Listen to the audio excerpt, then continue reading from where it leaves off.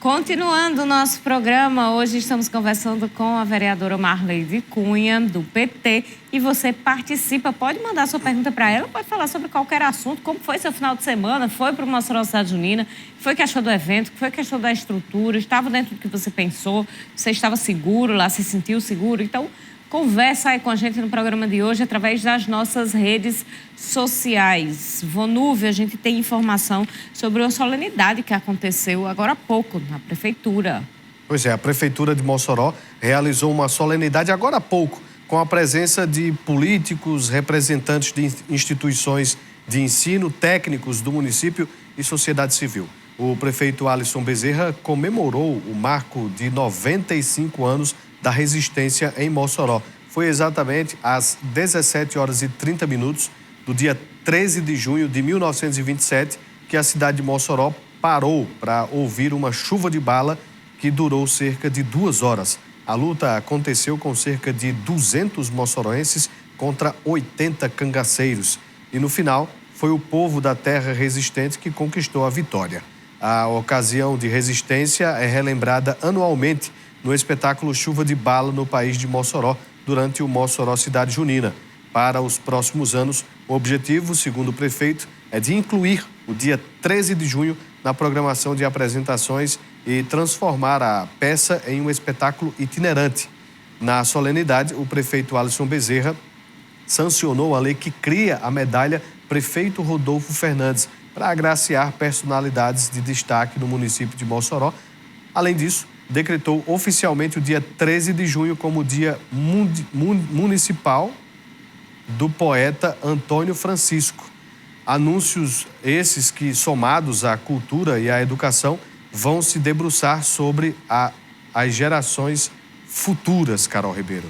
Pois é, quem estava lá no evento, você viu as imagens, foi a repórter Luísa Gurgel, que trouxe estas informações para a gente, marcando, né, essa data da resistência, que é muito importante para a nossa cultura aqui em Mossoró. Vamos conversar sobre o assunto com a vereadora Marleide Cunha. Vereadora, qual a opinião da senhora sobre essa medalha de mérito criada, esse dia em homenagem ao poeta Antônio Francisco e todos estes eventos criados aqui em Mossoró? Olha, com relação à medalha, eu acho que foi a ideia interessante, reconhecimento às pessoas que defendem, que lutam em prol de causas para o município. Nessa questão da medalha, eu preciso fazer a referência àquilo que eu estava falando anteriormente. O Poder Executivo tem mandado para a Câmara Municipal projetos de lei e não tem observado o tempo mínimo para um projeto na Câmara Municipal. Repetidamente, ele faz isso. Isso demonstra que o Executivo trata o Poder Legislativo como simplesmente um apêndice, um puxadinho, até um desrespeito com o Poder Legislativo. Por que eu estou falando isso? Esse projeto de lei da medalha Rodolfo Fernandes, ele chegou à Câmara Municipal, o prefeito anunciou que ia ter uma sessão extraordinária na segunda-feira e os vereadores e vereadoras nem sabiam ainda da sessão extraordinária. Isso pode parecer uma coisa simples, mas no meu ponto de vista demonstra mais uma vez que o Executivo ele não tem a preocupação de respeitar o Poder Legislativo e ele anuncia algo que deveria ser o presidente da Câmara que deveria convocar a sessão extraordinária. Outro ponto, o projeto que foi enviado para a Câmara Municipal feria frontalmente a lei orgânica do município. Determinava que uma comissão editada pelo prefeito, constituída pelo prefeito através de portaria, é quem iria fazer um relatório sobre quem iria receber a medalha. Determinava que é o chefe do Poder Executivo que, por ato, ia conceder essa medalha a Rodolfo Fernandes. A lei orgânica, no seu artigo 37, ele determina que quem tem a competência para instituir, para votar quem vai receber honrarias no município, é a Câmara Municipal. Então, o projeto demonstra, mais uma vez, que ele serve a vaidades do prefeito. E isso é ruim, teve que ser colocado uma emenda suprimindo os artigos 2º e 3º do projeto de lei que foi enviado para a Câmara. E isso deixa a gente preocupado. Por quê? Porque é enviado constantemente projetos de lei que a Câmara Municipal tem que corrigir através de emendas. E uma coisa que me preocupa, e eu não gosto de injustiça, vou dizer aqui, viu, Carol e Vanúvio?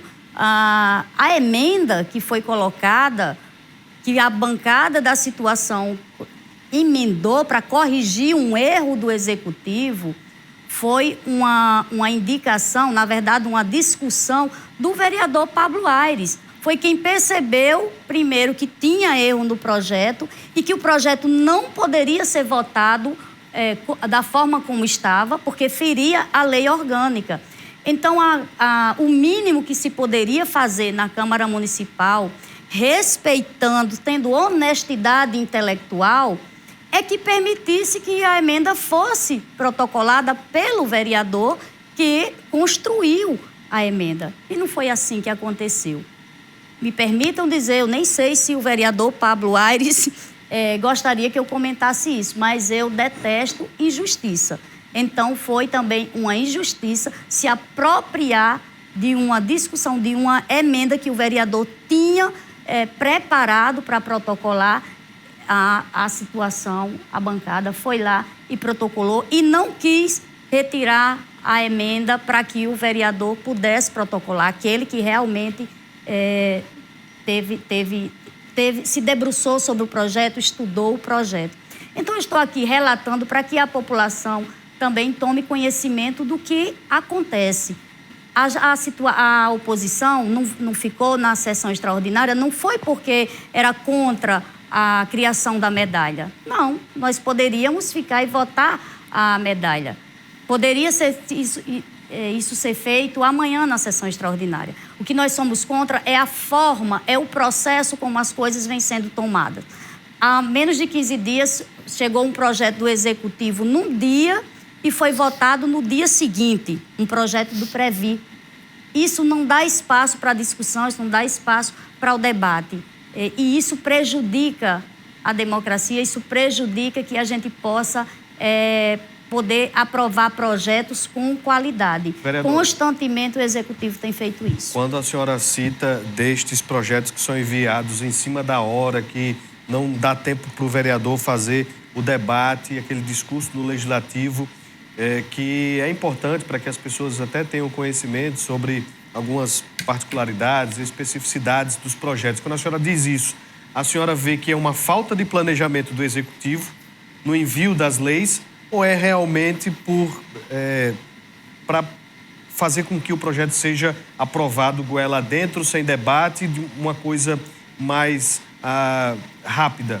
Olha, tem situações que é realmente para ser empurrado de goela abaixo, para não dar tempo para o debate, né? Para não estender a discussão, quando são projetos mais complexos. Mas esse projeto que foi enviado agora da criação da medalha Rodolfo Fernandes, eu acredito que foi falta de planejamento do Executivo.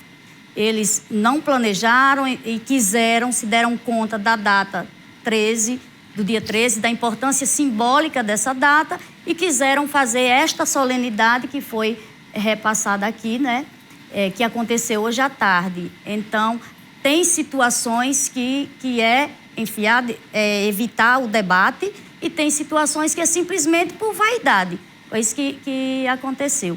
Tem uma coisa que eu gostaria também de falar aqui do enfraquecimento e do aparelhamento até da Câmara Municipal. Um exemplo bem simples. O camarote institucional no Mossoró Cidade Junina. Uhum. Eu não fui lá ainda, por mim não tenho interesse, né? Não tive até agora de estar no camarote, mas o camarote do Cidade Junina, institucional, ele é pago com dinheiro público. E senhas para entrar, o acesso a entrar no camarote, tem vereadores que têm, tem vereadores que não têm. Então, isso não está correto, gente.